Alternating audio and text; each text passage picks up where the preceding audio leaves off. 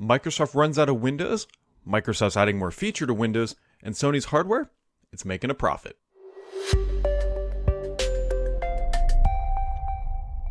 Happy Friday, friends. It's always happy because it's a Friday and we are all friends around here. At least I hope we are. Anyways, hope you had a wonderful week. It was an interesting week in the world of Microsoft. Couple big things coming out. There's some interesting gaming news from out of Camp Sony. And so let's just dive in. This week, Microsoft unveiled officially the pricing for Windows 365. Now, if you're not familiar with Windows 365, this is a virtual desktop in the cloud, or what Microsoft called the world's first cloud PC. Although I suspect there's a couple vendors out there who might disagree with that. But anyways, Microsoft kind of kept the pricing under a little cover and just wouldn't tell us right up until quote-unquote general availability. And we'll talk about that here in a second. But anyways, pricing ranges anywhere from $20 all the way up to $162 per month. So at 20 bones, you are or dollar dues as I should say, you're going to get one virtual CPU and 2 gigs of RAM. And at $162 per month, you're going to get 8 virtual CPU cores, 32 gigs of RAM, and 512 gigs of storage. And so pricing, that is the on-the-cover pricing. Now, if you are an enterprise and you have a whole bunch of agreements with Microsoft, I strongly suspect that you will be able to get lower pricing if you really want it, and especially if you're going to be deploying this at scale. But this is realistically running Windows in the cloud, Windows 10 or 11, streamed to your device, basically running Windows in a browser on virtually any type of endpoint. So that is now quote-unquote generally available. The reason why I say quote-unquote is that Microsoft actually opened up trials for this and then suddenly said, hey, we ran out of seats at the carnival and nobody else can sign up. Now, that's an interesting question because it's like Microsoft always says we have the cloud, it's unlimited capacity, but we all know that that's not actually true. And so anyways, if you want to sign up for Windows 365 and you can't do it publicly, maybe call your rep. I bet they can probably squeeze you in somewhere, but right now they are stopping people from actually signing up and experiencing the service. On to Windows 11. There's a new build of Windows 11 out, by the way. If you are in I believe it's the dev channel. Yes, I keep wanting to say beta or alpha dev channel. You should go download it. It's pretty stable. It actually fixed one of my primary complaints, although it did not fix this weird issue I'm still having here on this device where I can't make these things full screen. There was another weird or interesting issue, whatever you want to call it. I used ShareX, and I believe other screenshotting tools were impacted that if you use these tools mapped to a hardware button, it would break the context menus in Windows 10. It was broken in the last build, and thankfully it is fixed. So that is a big deal for me because I was having to use the built-in tools, which just are not as good.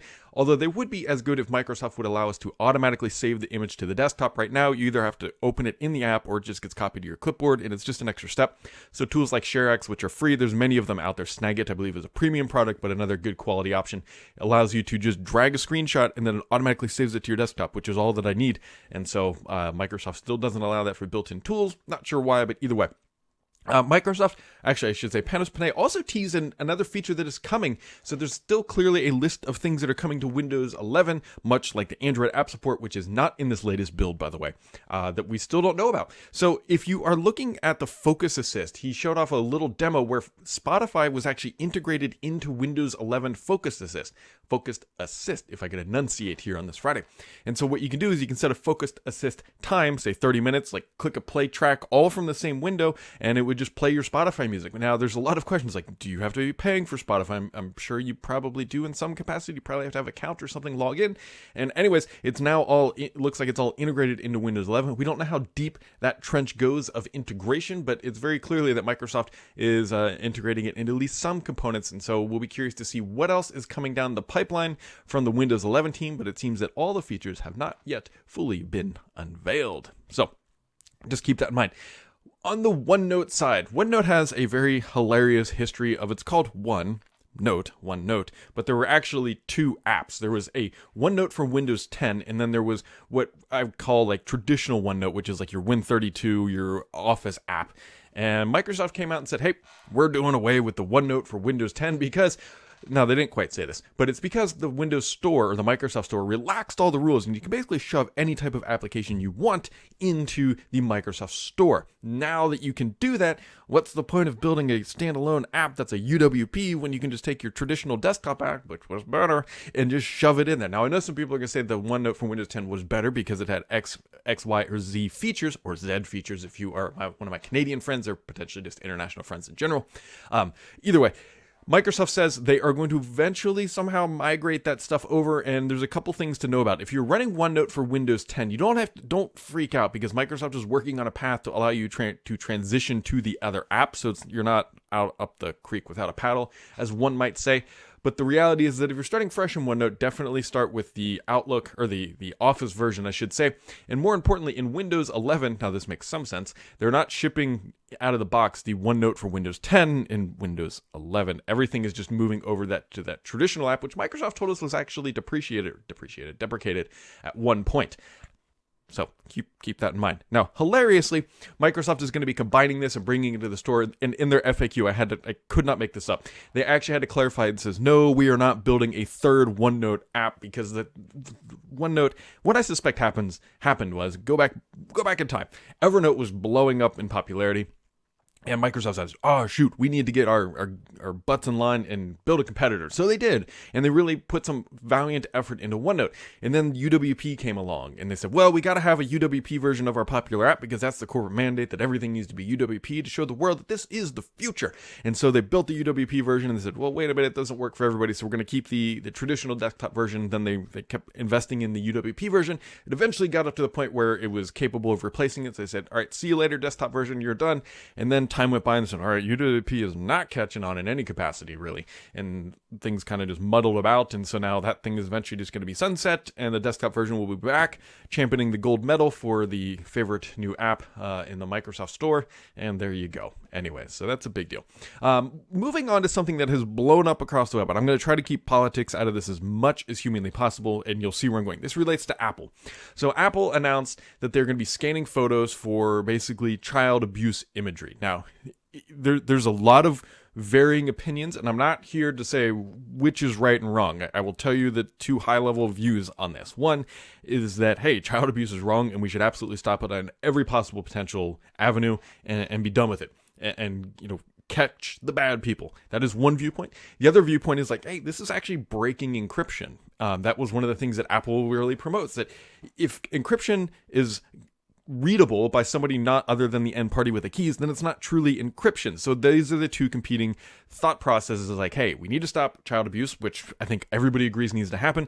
But then there's the other side saying, look, you're going to break encryption, and that is fundamentally wrong, and it means it's not encrypted. So those are the two things. The only thing I am going to point out here is Apple is taking a lot of slack for this. And I'm not saying if they're right or wrong, but I will tell you that Microsoft and Google also do this. They scan Outlook, and they also scan your OneDrive, and they also scan your Google Photos. So while Apple is getting wrung over the coals, and rightfully or wrongfully so, whatever your opinion is, just know that they are not the only ones doing this. And so it, again, just goes to show that if you truly want to be completely private in your life, you basically have to disconnect from the internet entirely. And so that's about all I can say on that. I'm trying to be politically right down the middle of the avenue.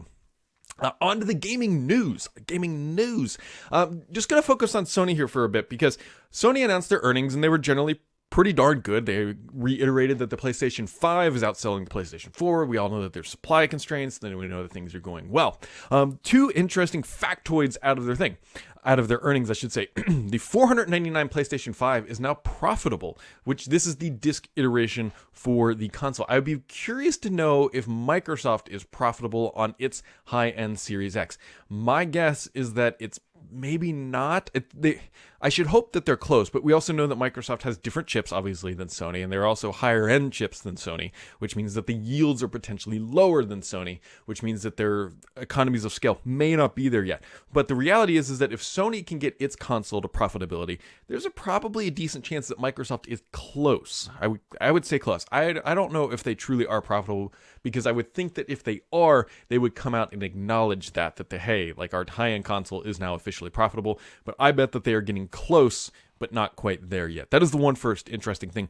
The other interesting number that came out is that there was declining subscriber numbers for PS Plus, Sony's subscription service for PlayStation. They went from 47.6 million to 46.3. Not a massive drop, but we can definitely see that things ebb and flow in the Sony world just as they do in the Microsoft world, which is, again, not all that surprising. We're entering out of the cold months, right? The winter months on most of planet Earth, and typically more people are inside. Obviously, we know what happened last year, and people start coming out into the sunshine and say, maybe I don't need to renew my PlayStation Plus because, hey, it's warm. I'm going to play basketball outside instead of NBA, whatever 2K we're up to, TK21, 2K22, whatever's out on my PlayStation. That might be part of the reasoning. I won't read too much into it unless we see a continued decline for the next several quarters. So just keep that in mind.